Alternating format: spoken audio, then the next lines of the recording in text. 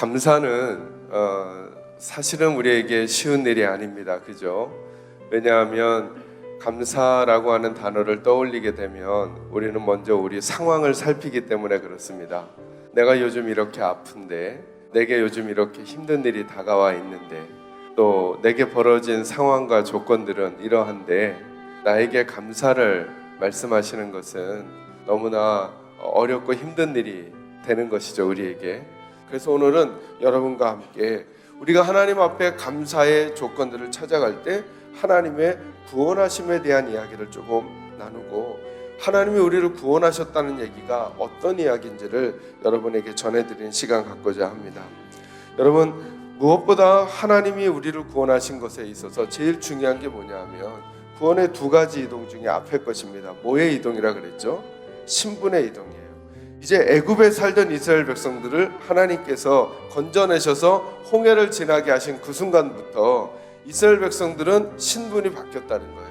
더 이상 종이 아니라 하나님의 자녀가 된 거예요. 그러니까 우리들이 먼저 예배를 드리고 하나님 앞에 기도할 때마다 뭘 확인해야 되냐면 내가 누구이냐를 확인하는 거예요. 여러분 스스로 한번 이 시간에 먼저 물어보세요. 여러분은 누구세요? 여러분은 하나님 앞에서 누구세요? 하나님 앞에서 내 신분이 무엇인지가 바르게 정립되지 않으면 바른 예배와 바른 기도가 이루어질 수 없는 거예요. 그 신분의 이동 중에 하나님께서 우리를 가리켜 설명하는 너희는 하나님 나라 백성이고 너희는 나의 소유이며 너는 나의 성도다 라고 하는 그런 신분의 변화를 주시는데, 그중 가장 귀중한 신분의 변화가 뭐냐 하면 저와 여러분이 하나님의 자녀가 되었다는 거예요. 더 이상 종도 아니에요. 더 이상 하나님 앞에 관심받게 대상이 아니라 자녀가 되었다라고 하는 거예요. 이게 예수 믿을 때 우리에게 주시는 구원이에요. 우리가 구원 그러면 천국 가는 것만 먼저 생각하잖아요. 저는 구원과 관련돼서 우리 성도들이 제일 먼저 마음속에 깊이 담아놓을 게 뭐냐 하면 내가 하나님의 자녀가 되었구나, 내가 하나님의 자녀가 되었구나 라고 하는 사실을 마음에 놓는 거예요. 저는 이 세상에 자녀들만큼 뻔뻔한 존재가 없다고 생각하거든요. 자녀들만큼 뻔뻔한 존재가 없어요. 그래서 성경을 여러분 나중에 찬찬히 읽어보시면 기도를 설명할 때, 하나님 앞에 나아가는 것을 설명할 때 가장 많이 쓰는 단어 중에 하나가 뭐냐면 담대히 나아간다는 뜻이에요. 담대히라는 말에 우리가 쓰는 용어가 무슨 뜻이냐면 뻔뻔하게 나간다는 거예요.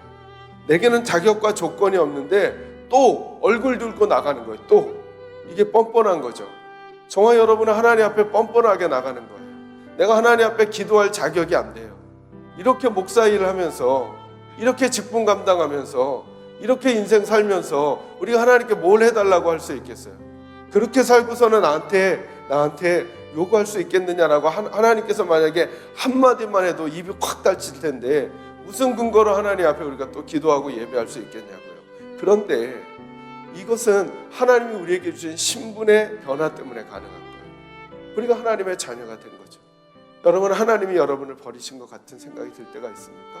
이스라엘 백성이 그러죠.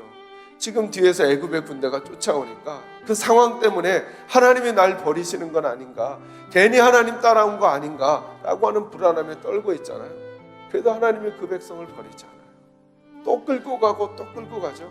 왜요? 하나님의 자녀가 되었기 때문인 거예요. 저는 하나님이 저와 여러분을 하나님의 자녀 삼았다는 사실을 한시도 잊지 않고 살아가시길 바랍니다. 하나님이 이렇게 말씀하셨어요. 너희가 나를 믿게 된다면 내가 너희를 내 자녀로 삼아주겠다. 그리고 자녀가 되는 권세를 줄 것이다.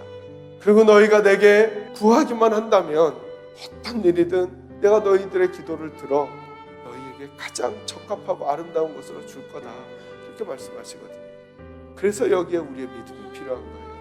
그런데 하늘 아버지이신 우리 하나님께서도 저와 여러분이 때로 이해가 되지 않는 상황을 우리에게 허락해 주시기도 하시고, 내가 원하는 대로 해주시기도 하지만 때로는 걷어가시기도 하시면서 우리 마음이 하나님 앞에 바른 태도와 자세로 성숙한 하나님의 백성으로 살도록 우리를 지금도 이끌어 가신다는 사실은 전혀 변함이 없다는 거예요.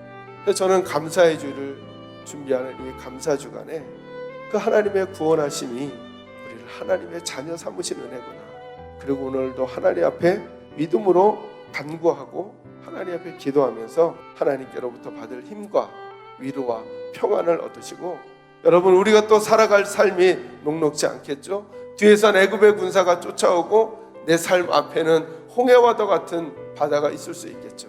그러나 주님은 그 바다를 가르시고 우리를 통과시키실 것이고, 가끔 메마른 땅을 걷기는 하겠지만 반석에서 생수를 내시고, 가끔 배고픈 시간처럼 보이는 시간을 걸을 수 있겠지만 만나를 내리셔서 그들을 인도해 내셔서 끝내는 가나안으로 이끌어 가신 것처럼 저와 여러분을 하나님의 가장 아름답고 좋은 곳으로 인도해 내실 것을 믿는 믿음으로 오늘 하나님 앞에 하나님을 사랑하는 마음 가득 담아 여러분의 기도의 제목 작고 큰 거 가리지 말고 하나님 앞에 정직히 아뢰고 돌아가는 이 새벽이 되시기를 주님의 이름으로 축원합니다.